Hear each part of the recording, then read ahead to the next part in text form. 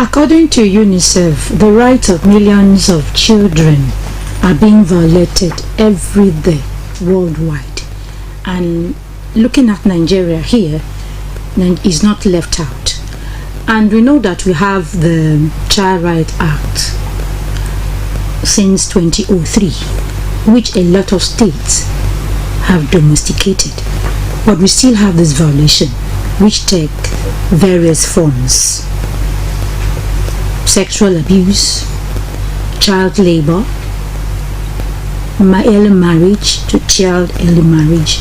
Some of them are deprived of going to school, and genital mutilation for the females.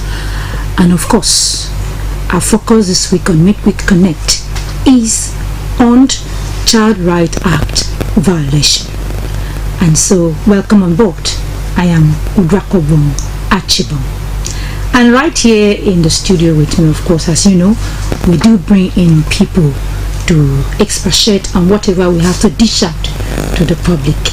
And for our topic this week, we have important guests here, of course, women. You know, they are here to share their thoughts. And let me start from my extreme right there. I have Dr. Juliet Amirobie. She's a legal practitioner and a lecturer at the University of Benin. Doctor, you're welcome. Thank you so much. Good morning. Thank you so much. We've had you before. It's good to have you again. Yes, thank you so much. Thank you so much. And of course, next to her is Mrs. Monica Akibe, chairperson, Women Impact Network Box Challenge Initiative. Thank you very much. I really need to know about the initiative. Yes, you need to know. Yeah, of course. We are here. So she is here with us on the program. Thank you. Thank you for coming on board. Thank you. Good morning, Nigeria. Thank you so much. Yes, like I've said, we are looking at Child Rights Act violation as it concerns Nigeria, and we will be focusing on I think we'll be looking at child sexual abuse, because it's really a serious matter here in this country. And so we are going to dive into that discussion right now. Now, ma, let's start with you. Okay. Doctor, when we talk about child right, what do we mean, child right? Okay. Good morning, everyone. Good morning, Nigerians. Well, before addressing the question of child's rights, I would like to talk about who is a child. You understand, I am a child of my parents. Even though I'm old, I am still a child. So the big question is, who is a child? So there are several legal instruments that have defined who a child is. We have the Child Rights Act, and we also have the Labour Act that even allows a 16-year-old to even work. So who is a child? So generally, a child is somebody who is under 18 years of age. Now, like every person, a child is a human being. So talking about child's rights, there are lots of instruments that define child's rights. You know this, your emphasis now is on the Child Rights Act. We have our constitution, the Constitution of the Federal Republic of Nigeria, particularly Chapter 4, which talks about various rights of the child, of a human being. So because you are a human being, you are entitled to these rights, and a child is a human being. Beautiful. And we have the Child Rights Act that has specifically addressed the interests of the child. So what are these rights? The rights that are encapsulated in Chapter 4 of the Constitution are also embedded in the Child Rights Act 2003 and the Child Rights Law 2007, Edo State Law. So these rights talk about the child's rights to life, the child's right to human, all those fundamental rights, right to fair hearing, right to personal liberty, right to human dignity. I think our focus here, considering the nature of what we're going to be discussing today, is going to be focused on the child's rights to human dignity, because sexual abuse, to my mind, touches on the child's right to dignity. Because we are looking at the abuse you're talking about, it means that we're going to be paying attention to the rights to human dignity, and in this particular case, the child's rights to to human dignity. So these are the rights of the child embedded in the Constitution, embedded in the Child's Rights Act. Now let me come to you. As a mother, you look at the society and you see children, the way they are being treated and certain things are made to go through. How would you relate it when you're talking about the right a child equally have? Do you think that this children, Nigerian child, is really allowed to really have access to and enjoy these rights and privileges the Constitution has laid down for them? From what I would like to say is, the Constitution has spoken so much and given us so much outline on what the rights are supposed to be, but children these days are not getting those rights, both from parents to school to uncles, aunties, families, everywhere. The rights are not being portrayed down to the children. The children are not getting the rights the way they are supposed to get the rights of how it's supposed to be. Maybe parents do not understand what the rights of the children they have are supposed to be. That's why we are in this situation. Or the people around or the families around do not understand. That's why we are having these issues now. But for these issues now, I don't know if it's due to poverty or the economic situation people are going through now due to what we'll be discussing about today. The children are not getting any rights at all. Nowhere to complain to. The rights are not being upheld. They are not.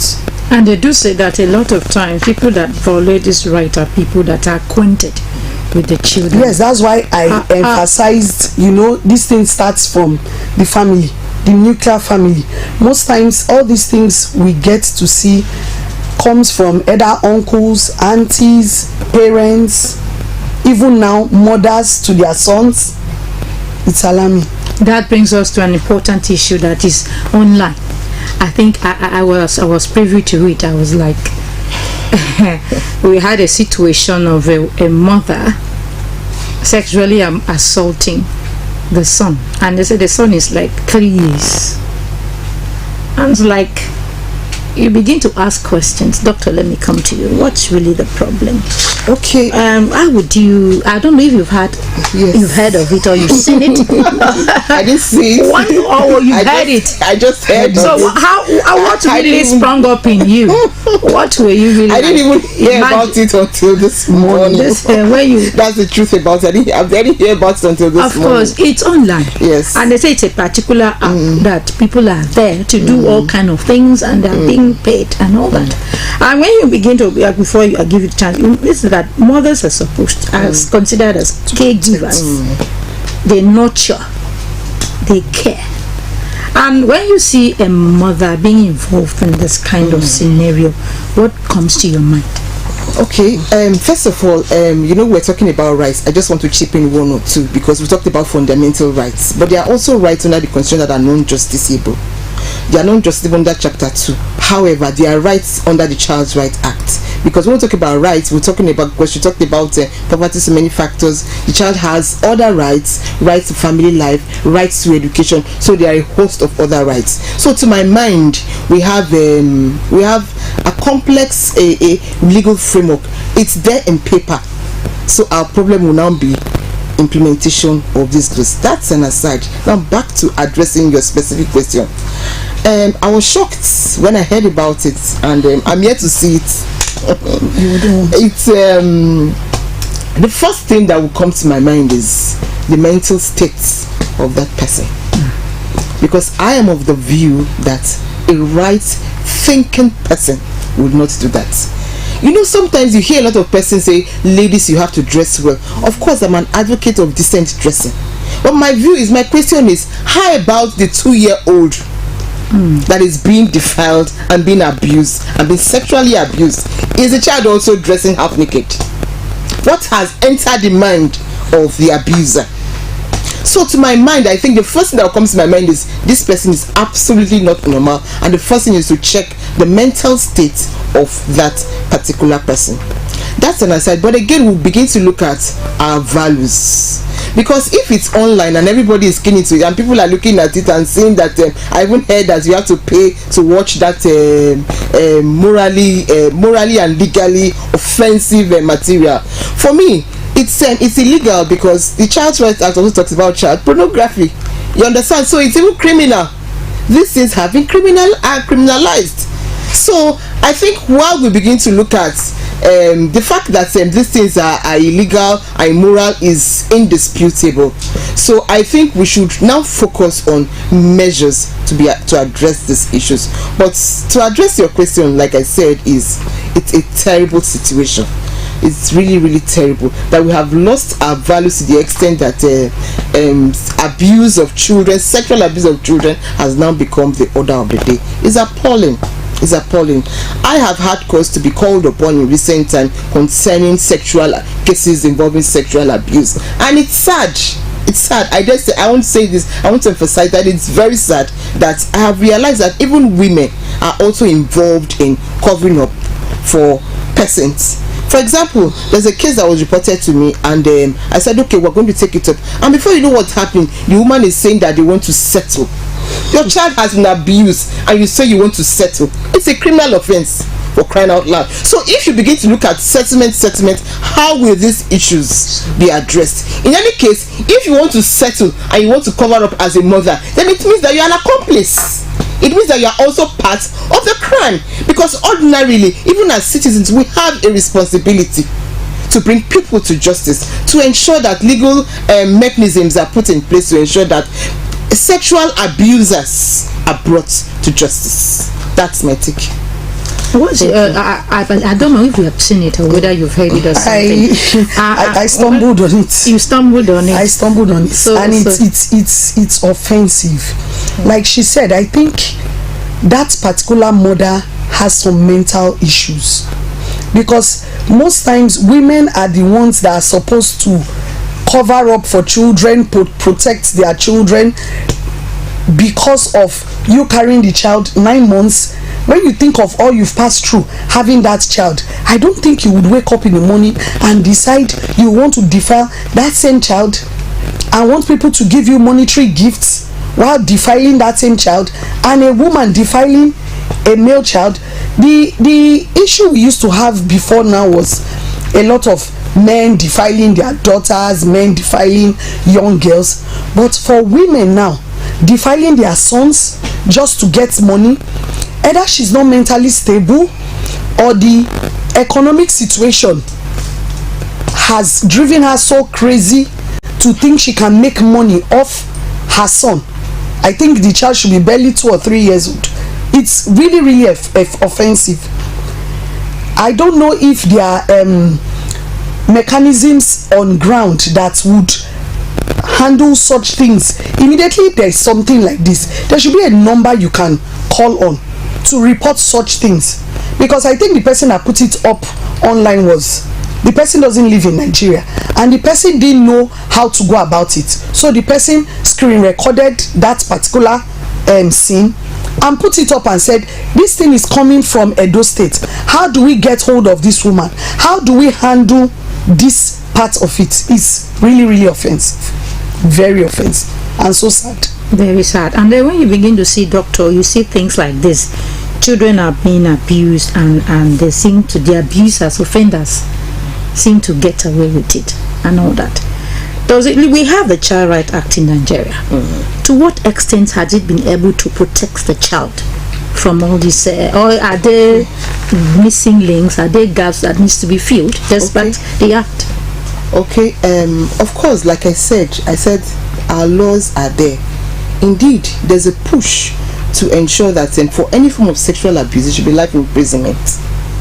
You understand? So these laws are there. What we should be looking at is how effective are these laws, or how effective are enforcement mechanisms? Do we have enforcement mechanisms? I would like to talk very briefly about the issue of you're talking about the Child Rights Act. I would like to talk about the fact that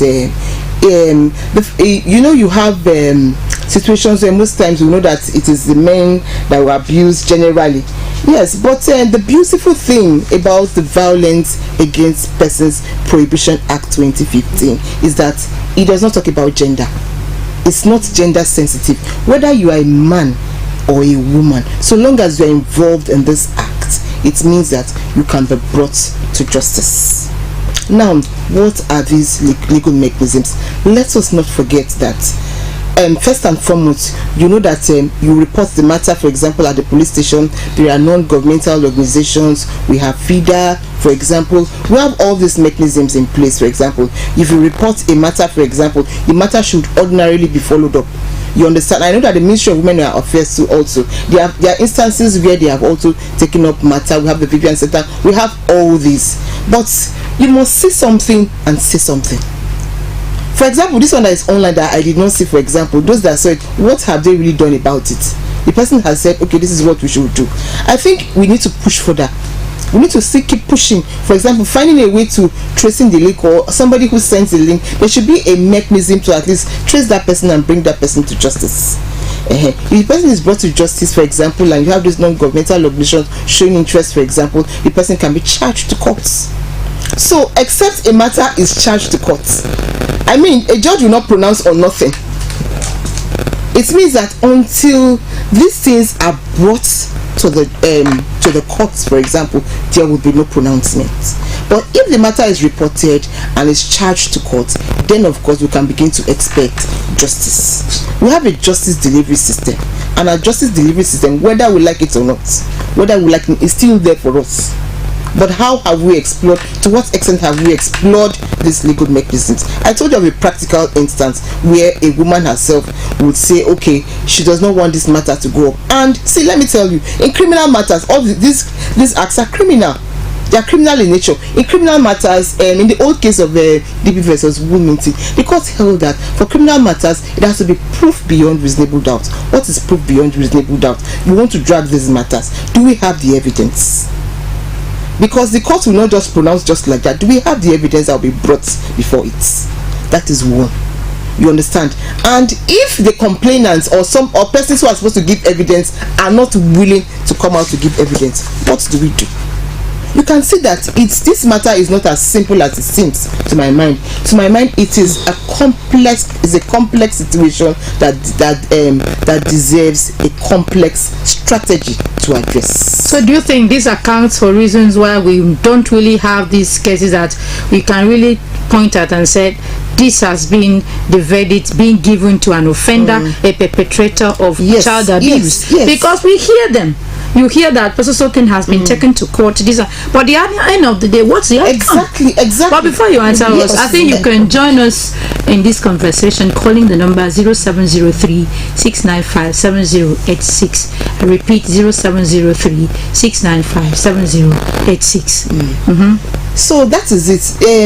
Like I said, it's you have to prove your case beyond reasonable doubt. So is it that these people that bring in the case at the end of the day they seem to withdraw? Yes, they withdraw. If they don't have enough cases, they want to settle it out. What to really make a person? Let me give you a practical instance. It's just that I would not want to probably I want to protect the name, call names. But the person was a neighbor that abused a child. Okay. You understand? The next thing they tell you, family, street people, community head, they want to settle. This is what they can be settled. And these things should not. Your child has been abused, and you want to settle it. I feel this. Why do we seem to have the silence initiative? People seem to be silent. I think people are silent because people don't want to be stigmatized. You know, walking on the streets and people will now say, oh, that's the person that this happened to the last time, or this is the person we tried to settle with that refused settlements and all that. That's why I started by saying there should be mechanisms in place. We should have an emergency mechanism in place. You don't have to be known. This person that came out on this app on social media didn't know where to go to, but all she did was she just screen recorded and said, I don't live in Nigeria. This thing is happening in Edo State. That's why I'm still saying, if we have these mechanisms in place, oh, you have an emergency number, like the way you have an emergency number for fire service, you don't have to give details of names. If you can give evidence, oh, this is happening here and this is what is happening here, it can be taken up from there, just the way this woman has done this now. It can be taken up. So what I'm saying now is, what are the things what are the mechanisms that have been put in place? Now this has happened. Who is going to follow up with this? So what you are talking about mechanism, you are saying that it shouldn't just be about the court. It shouldn't just be about the court. Maybe people are scared of being seen. People don't want to be seen. You want a situation that there's privacy. There's privacy, in reporting this matter. In reporting this matter. Because we've seen cases of like a young whistleblower. Girl. A young girl had to force herself, came up and said she cannot bear it anymore. Yes. She has been suffering the hands of the father, and the mother is quiet and all that. And you begin to think, why should a mother? What are the fears? What is it that the society has blessed? What has it made of a woman that we have this silence thing in the society when children are being abused? Yeah, the truth is, we have to tell ourselves the truth. In as Nigeria is still a developing country, we have not evolved to that situation where the whole interest of the children will be taken care of. For example, what does it involve to really take care of the children? Let's be practical. I like to be very practical. Now, you say a child has been abused, and it is the parents that are responsible for the upkeep of the children. What are the structures in place to say, okay, what are the homes we say? Do we have that structure who can say, okay, this is children for abuse? I think we have a caller. Good morning. Good morning. Please, I want to speak in respect of this topic. It's really appalling, very, very annoying. What is happening these days? Imagine a mother that is supposed to protect her child is now the one, doing this kind of act on this the innocent child. I just hope that the full wrath of the law will come upon this woman. This woman should not go unpunished.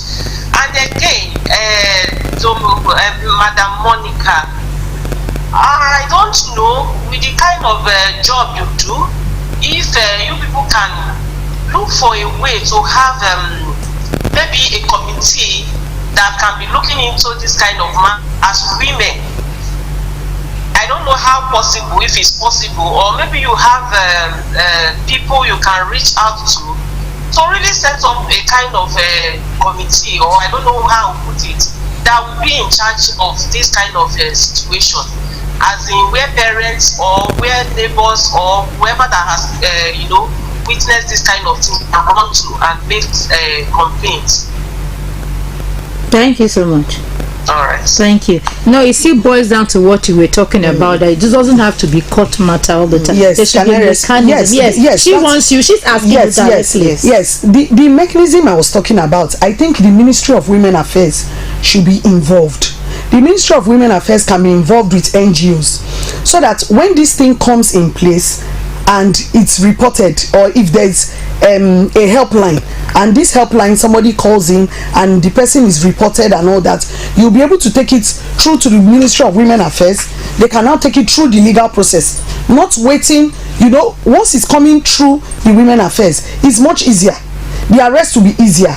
Taking charge of the child will be easier, than a neighbor going to report. A neighbor goes to report, they now want this neighbor to do follow-up. If the neighbor goes to the police station, they want a follow-up. The policeman will want a follow-up. If the neighbor goes to social workers, they want a follow-up. Oh, madam will say, I didn't do that. Oh, how did you hear it? And somebody said this, that. So if it's just like a whistleblower kind of system, if, like she said, good, sister NGOs, we can come together and put this mechanism in place with the legal system, FIDA, with also the Ministry of Women Affairs. Once anything like this comes up, there should be a number or an email address people can send messages to, or a WhatsApp number you can send messages to. Then these things will be reported to the appropriate authorities without that person coming forward. Then you can now start investigating, because most times when you decide to wait for someone to come from somewhere to come, this issue of stigmatization in our society is really very strong. Somebody goes to report, that person maybe rents a house in a street. At the end of the day, the person can't live in that street again. Supposing he's a landlord's child, the person will now lose his or her tenancy agreement, they will tell you to move out of the house and all that. So this whistleblower kind of thing is something that can be set up. The House of Assembly should look into it also. Women Affairs, FIDA, a whole lot of body. Like she said, it's really complex, but I think it's something that can be done. Yeah, yes, anything can be done when there's a collaboration and people come to round table and talk about it. Doctor, coming to you, you know, when we talk of a violation of the child, the rights of the child, if these rights are being violated, are they impact? What consequences do they have on the children?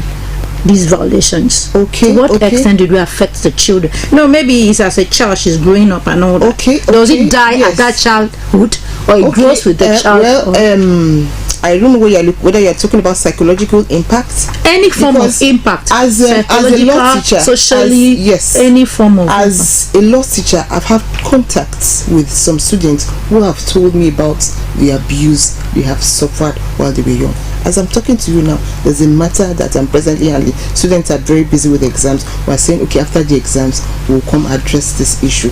So it's a long-term impact. You see a child who has suffered that kind of abuse, the child is kind of withdrawn, it affects the child mentally, it affects the child's social life. So it's really terrible when you talk about the impact of these violations on the child. So for the violation, if it's you're talking about particularly the sexual aspect, sexual violation, it has negative impact on the child. And we are saying that the child is our future. Children are the next generation. If we say children are our future and the next generation, it means that we must all put hands on deck and take very, very seriously this issue of abuse. To my mind, I think that anybody that attempts to cover up or try to look for diplomatic way around it, I think the person should be seen as committing a criminal offense, not just an accomplice, but obstructing the course of justice. Because ordinarily, the truth about it is that a crime is an offense against the state, not an offense against a particular person. So ordinarily, the state still has the unfettered discretion to even continue with the matter, even when the complainant is saying no. But the hurdles is that not an infringement? Yes, an infringement on the rights. Yes, but the hurdles we have, a crime is an offense against the state. Yes, you trample on a child's rights, an offense against it. So the truth about it is, because of these issues of evidence, that is what affects the course of justice. You see the lady Justicia, she's blindfolded. She wasn't there when this incident happened. It is what you bring to the table that makes her take that decision on whether a particular person is guilty or not. So while we continue to strive to continue to ensure that there are more effective mechanisms, of course the laws, like I said, the laws are there. There's even, I know that in 2025, just last year, they are also working out trying to make other sexual offenses sexual offenders face life offender. Apart from rape, other related sexual offenses would now very soon become also life imprisonment. I am also pushing that if it's involving men, for example, they should be castrated. That's my view, because for me it's a very, very, violation is a very, very serious matter. A philosopher said that it is something that takes the shortest amount of time but causes the greatest amount of trouble. So it can just happen in 1 minute, in 5 minutes, and the person will have to contend with HIV/AIDS for a lifetime, diseases here and there, and then the person will have to contend with mental torture for a lifetime. These are issues. I called somebody just last week. The person was a childhood friend, and she told me that she actually told herself that she wasn't going to get married. Okay. Eventually, she didn't get married to a Nigerian. She got married to a foreigner, because she said while she was staying with her sister's husband made several advances to abuse her sexually. At some point, she had to run out of the house. And she kept it to herself. She kept it to herself. So these are the issues. It is time for us to begin to speak out, to say no to sexual abuse. And for me, in as much as we are looking at how can we solve this problem, I think we should also direct our minds to preventive measures. And once we can't prevent everything, but whatsoever we can prevent, we should prevent. Your children are on holiday. Where is your child? Where are your children? Who did you keep them with? How safe are they? Because anybody, you say these abusers, the experience I've had in almost 20 years of my legal practices, the abusers are persons who are very close to us. Like I said at the beginning, they are your acquaintance. Yes. Somebody so close. Yes. So at the end of the day, if we have other mechanisms like providing shelter for the child, for example, if the child is abused, for example, in an ideal situation, you should withdraw the child, let the child get psychological help, let the child get shelter, let the child be taken care of all round. But do we have these facilities in place? Speaking practical, that is another issue entirely. So we begin to insist that we should work out mechanisms to prevent the abuse. And when we see experiences abuse, we should also ensure that the abusers are brought to justice. It is not a time for us to keep quiet. It's a time for us to cry out, because these things are happening. These things are happening. Apart from the sexual abuse, you have other forms of abuse. Non-sexual abuse, labor. You have all those stuff. And a whole lot of things. Of course, there was one issue we had to discuss the other time. It had to do with the way a child was beaten in school and all that. And so many things come up like this. I'm still asking the question of the effect it has on a child. I think there's a girl that even said the brother, the way he was treated when he was a young child, at the end of the day, he grew up and went into drugs and could not help himself. At the end of the day, he died in the process. Yes, as a child. Yes, and growing up with what he had experienced and all that. These are some of the experiences people come up to talk about. People keep having such experiences, and it's not going to end, because psychologically it takes a lot of mental effects into the person's brain. Most times people at the end of the day, they are no longer confident of themselves. By the time this thing continues happening, they are not confident of themselves. That's why I'm back to this whistleblowing system also. Like she said, this is the holiday period. People are looking for money. Some parents, especially those in the marketplaces, you go out in the morning and you come back very late in the night. You do not know what is happening to your child or the children in the house. You just tell them, once it's lunchtime, make this for your brothers. They live in houses where they have neighbors. You don't know what they do behind your backs. Children are threatened into not speaking. I've heard of stories. People tell children, if this thing that happened today and you tell anybody about it, I'm going to kill you. And the child becomes so scared. At the end of the day, the child does not even know what to do, because the child does not know who they go to talk to. So I think for what she said, trying to put in structures and mechanisms, other NGO bodies like ours will try to encourage them to go to schools, to give more awareness to school children, both male and female, because the abusers these days, back then it used to be, it's always the men. Right now it's not the men any longer. Even the women are part of it. Nannies in school, to children, caregivers, to old people that have dementia. The abuse just continues on and on and on. So I think we need to re-educate children, try to encourage them, try to make them understand that even when you speak, nothing would happen to you. We are talking about speaking out as encouraging children. Now we have a scenario where not just children that are being abused don't even know themselves. We've had 10-month-old baby being abused. We've had the 3-year-old. What will he be able to say? How can these children be protected? Outside the fact that we have people that really can talk, that can say. Those that cannot talk. Yes, for the 3-year-old what happens of that video circulating right now, the 3-year-old would not be able to speak. But we are lucky enough, somebody that had it in human form could screen record that, because it was the woman that screen recorded this video that I got to see. Now that woman has come up with this, which appropriate authorities are we reporting these things to? What are these appropriate authorities that, like I saw the one when I was saying NAPTIP should come into this, women affairs should come, police should, so many names are being mentioned.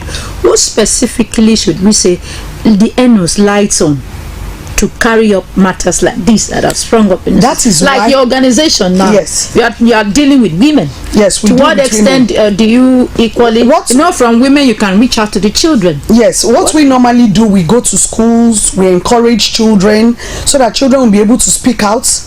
Children should be confident of themselves. By the time they are able to speak out, we can take up these issues to FIDA, take it to women affairs. But in a situation now, we are seeing this thing on air. It's, it's on the social media space. We should now be asking, what are the government functionaries that have been put in place to tackle such issues? Because, before you say someone should tackle an issue, it's going to cost a lot of finances. First of all, you have to get somebody in the cyberspace that will be able to get who that woman is, how she got that, what's that woman's handle, is there a phone number in that handle, are we going to the phone company, are we going to call that person, are we going to put that person's picture out on air to say, oh, this person is wanted because of this crime? This would have to be financed by who? NGOs normally wait for grants from individuals and from people from different bodies outside the country and government. But when these grants are not coming, how do you tackle such issues with little finances?